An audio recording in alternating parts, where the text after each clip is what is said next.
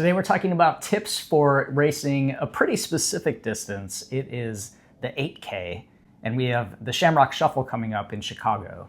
It's a big race. Yeah. It is a big race. It's the kickoff to racing season.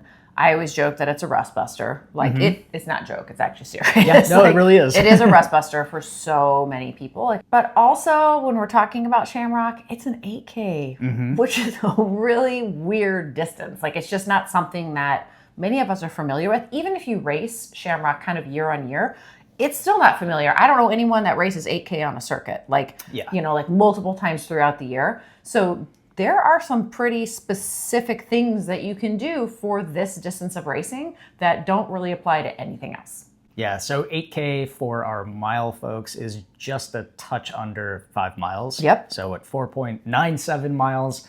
And it is a very specific race because we're accustomed to 5Ks and 10Ks. How do we find that sweet spot? Today we have 8 tips to help you get the best out of your upcoming 8K race. First one, it's going to be before you even start. It is to do some type of a shakeout with race pace preview. And really, it's very specific for people when they want to do their shakeout. Do they want to do it 2 days out, 1 day out? Whatever you normally do timing-wise, I say go for it. But what you're going to want to do is move through 3 different paces, right? So the bulk of your shakeout should be like you trying out your gear and feeling good and shaking your legs out, all on kind of regular terrain, trying nothing new. But we want you to try out 10K, 8K, and 5K pace during that so that you start to really feel what those gears might be without leaving a mark, of course. You're gonna rock these for a quarter mile at a time, not super long, with at least a quarter mile easy or more in between those. But we want you in a spot where you have really good GPS, or maybe you're on a treadmill and you can literally identify, oh, wow, okay, so that's 10K. All right, up a little bit faster. Okay, that's 8K. Okay, going to my 5K pace, and really start to feel what those efforts are going to be like on race day, because you will use all of them. Next up is to know your markers and your splits. So for Shamrock Shuffle, there are markers every mile. There's also a marker at the 5K and then at the finish. So you need to know where you want to be time-wise so that you can hit those splits. And you don't want to do race math in the middle of the race. It does not work. No pro does that. You don't do that either. Number 3, also before the race, set yourself up for being able to take manual laps, manual splits. This goes with the above, right? If we know where we're supposed to be at 1, 2, 3 miles, 5K, 4 miles finish, you are going to have a lot more control over your race. Chances are during this Shamrock or any 8K that you might, especially if there's a lot of people around, you might not have very reliable GPS. So being able to manually split and know what those splits should be is going to allow you to readjust in real time instead of getting to the end and being like, woo, I went out way too fast for the first 3 miles, right? You could have known that information beforehand. So a lot of watches have it as an auto feature, but a lot of people also turn it off. But being able to take that manual lap split is huge. All right, next up is to run the tangents. So we know that this is a great race strategy because it is an 8K race. You don't want to turn it into a 9K or a 10K. We want to go the shortest distance possible. The sad part of this race is there is no blue line. No blue line. Don't be looking for a blue line. That does not happen here. No green line either. There's no markings on the ground. Oh my gosh. So wouldn't that be great? That would be great. Shy Shuffle. Hey, right? Make it happen. I'm going to send that tip in. No green line, no blue line, so just look for the shortest path possible. It helps too just to look ahead, right? And maybe if you're in a little bit of a pain cave, it gives you a little bit of a distraction too, but being able to look ahead and see, okay, we're turning right up there, so start to merge and then create those lines. It's a fun game. Yeah. This is a really typical process goal that I give my athletes during races is run the tangents. Feel good about the fact that you didn't run extra mileage. Yeah. Next up is to start conservatively. Please, please, please.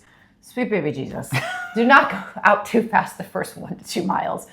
We really want to prevent that very early onset oxygen debt. 5 miles is not a short amount. I think 10Ks are incredibly difficult. So we're doing 1 less mile at a faster pace. You want blood and oxygen delivered to your muscles for as long as possible and as much as possible. That means going about it conservatively the first 1 to 2 miles. We'll get into the pacing next, but keep it conservative. Also why you want to take those splits to know, oh, got it. Okay, I need to slow up. Yeah, it is so easy to get swept up in that first mile or two, and that blows the next tip completely. So the next tip is to make it progressive. This 8K race is a perfect race for negative splits. It is. It truly is. But in order to do that, you have to start off conservatively. So these two tips do go together. I also really like the 5K mark, right? Also, we're going to be just past the 5K mark. It's very obvious. It has a bunch of flags. There's always a bigger crowd down there. I always like to do kind of 10K until then. And then once you hit the 5K, race the 5K for the rest of the finish. Then you have a perfect 3-2 split or 3-1-9-2-7 if you're running perfect tangents. Next up is working with the wind. If you're racing Shamrock Shuffle, it's going to be windy. We already know that. I mean, as we're recording this, I think that this house is going to blow over. It's so windy. So we know that, right? When the wind is at your back, we want you to have your own space, right? So don't like be in a big group because we want to use that and get that push. So this is a good instance where if you're in a windy stretch and the wind is at your back and you look down and it's a little faster than race pace, it's okay. Right? Because you're getting a little help. When the wind is in your face, two things. One, tuck in behind someone. Don't make it creepy. All right. Don't get too close. Or you can communicate with them if it's a little longer stretch, like, hey, you want to pull and then I'll pop in front. But being able to work together is going to help you draft and save energy. All right, tip number 8 is to push the final mile. So we do this in racing already naturally, but the 8K distance is really specific. So it should feel a little harder than your 10K pace. And then that last mile, you just want to dig deep and get the best that you can out of yourself. So use the course, use the crowds, use the costumes, use the people around you to gather up that energy for that final push. And don't be scared if it hurts. I think I've had a lot of athletes that race 5 or 8Ks and they realized that their last mile was actually faster than their 5K pace. One, because they raced it progressively. So again, they gave their bodies oxygen and blood for the first 3 miles and then threw down. But 2, in that last mile, it should feel like a 5K. It should feel very, very hard and your body can do a lot of work for a mile. Right? So don't freak out thinking, oh my gosh, I ran 4 and now I feel like garbage and I got 1 left. Good. Right. Like that's where you should be. And that's when you really, truly want to push. And remember, this is a rust buster race, so it's probably going to feel hard. We haven't been racing through the winter for most of us, and we're racing something that's a little bit shorter for many of us who ran a marathon in the fall or a half marathon early this year. So yeah, it's going to hurt maybe.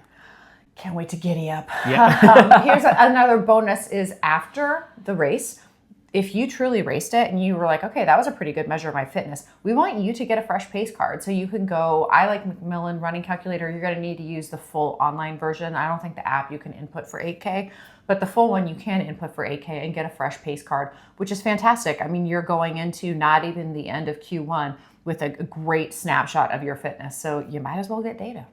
If you are interested in using this race for a new pace card, check out this video right here about getting a pace card.